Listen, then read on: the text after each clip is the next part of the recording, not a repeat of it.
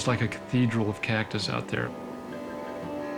Saguaros that are the sentinels of the Sonora. It's a raw, naked place that speaks to the truth. It's a truthful landscape. My work is equally as honest because it's a direct reflection of the landscape in which I live. I try to draw a truthful line from the desert right into my heart and right out my graver.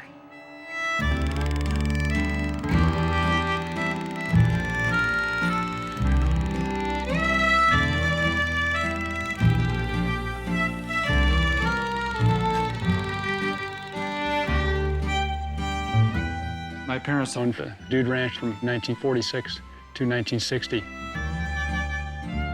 And people from the east would come out and rope and ride and swim and be part of the desert.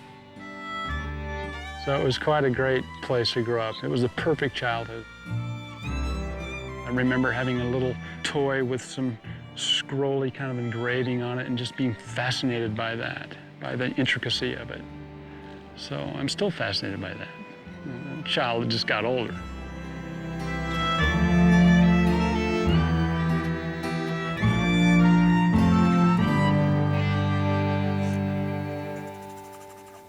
The key to all the work is the drawing underneath it. It's the real estate under all the jewelry. 40-foot saguaros, 30,000-foot clouds, all on this 3-inch piece of paper. Then I'll transfer it to the metal. Then I will engrave those lines that I've traced through.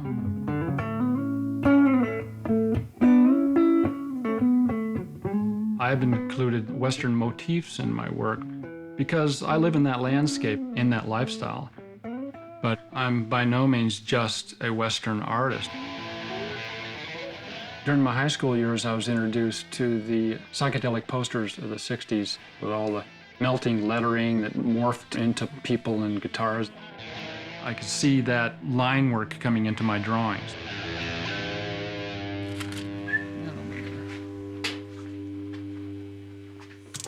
I started engraving at the University of Oregon at Eugene. It was a very disciplined, very hard thing for me to do, a young man to buckle down and study that, but I was intrigued by it.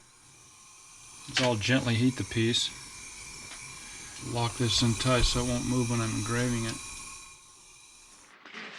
Engraver's ball over here, which is basically a sophisticated rotating vise, but the tools on this bench haven't changed in 400 or 500 years, except for the pneumatic graver.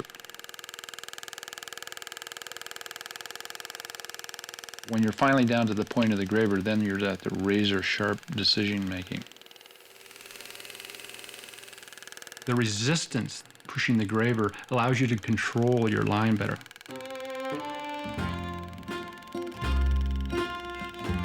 I get a lot of inspiration from the Art Nouveau. And this was a style that was prominent at the turn of the century, but it evolved out of the classical scroll. This would be the classical scroll. That scroll is always even. Art Nouveau took that and just made it a little more fun. They'd start with that curve, but as you come in, you kind of kick it back and then vary the line weight. Thin, thick, thin. So it makes a dynamics in that curve.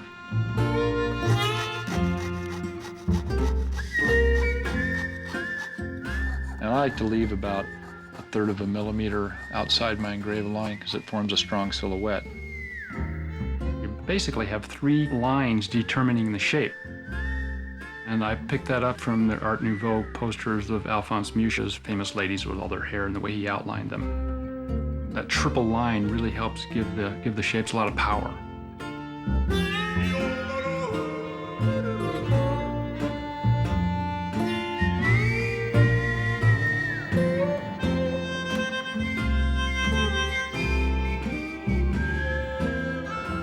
I gravitated toward the medium of jewelry because you get to control your own little world and you're creating this fine object that people can appreciate. I love working with skeleton themes, so I do this kind of loose version, my version of the Day of the Dead theme, Mexican tradition of honoring the memories of loved ones who've passed. And they poke fun at death. Let's live now. That's what it's all about. These bracelets have a special message on the inside.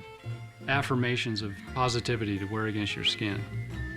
Treasure lies within ye, which is the cool thing about the pirate in all of us.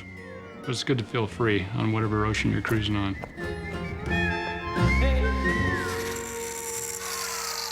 My sculpture is a completely different thing than working in the jewelry because I'm working with found objects. I've amassed about 35 tons of stuff in my yard. I call it the Library of Visual Solutions because that's exactly what it is.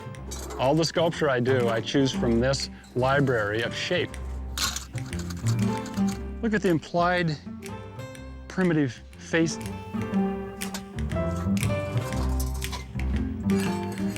These are picks. Now it starts to look like a rib cage. This, I'll just give it a new life into sculpture, parts or whole pieces.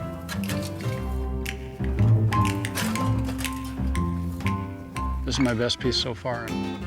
It's all made out of Caterpillar tractor parts. I think I'll keep it. The distinction between art and craft is so close because you have to know your medium well enough to express your heart, to make art. Well, we finally got the finished brooch, and I've set it with this nice piece of green Curico Lake turquoise, like spring in the desert.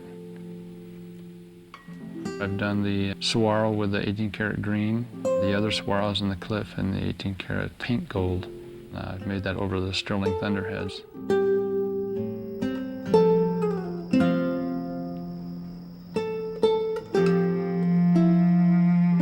The Sonoran Desert at dusk.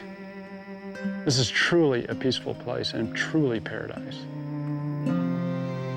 I can crank out that intense work because I've got the contrast of this beautiful, peaceful place that sustains my spirit. I've got a lot to do here.